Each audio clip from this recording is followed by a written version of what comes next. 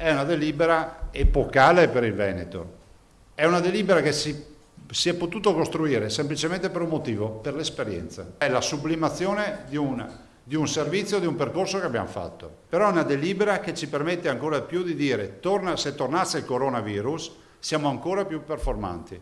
La nuova delibera è stata presentata durante il consueto punto stampa del presidente Zaia e apporta nuovi cambiamenti. Ci saranno 100 milioni in più. Cresce, si potenzia, risponde anche da quello che è stato l'esperienza che è maturata, quindi potenziamento della rete ospedaliera, terapie intensive, semi-intensiva, differenziazione dei percorsi di triage all'interno dei pronto soccorsi e poi si potenzia per quanto riguarda la parte territoriale, di collegamento tra il territorio e la parte sanitaria.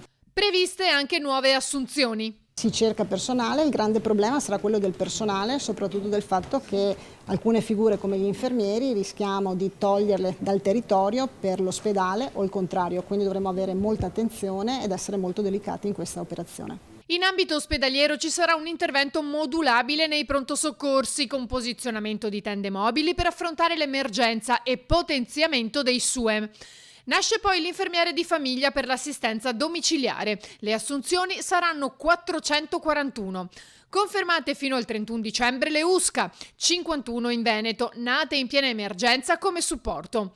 In ambito privato invece importanti novità per le RSA su 3 livelli. Un capitolo a parte è quello legato ai centri residenziali e alle RSA per anziani, in cui prevediamo appunto la figura del direttore sanitario che andrà ad affiancare la figura del medico curante e del medico coordinatore e che dovrà quindi aumentare quella che è anche la qualità ma anche l'assistenza in queste strutture che hanno un carico assistenziale molto importante oggi. È prevista insomma una struttura qualora, si spera di no, ma qualora dovesse tornare una pandemia?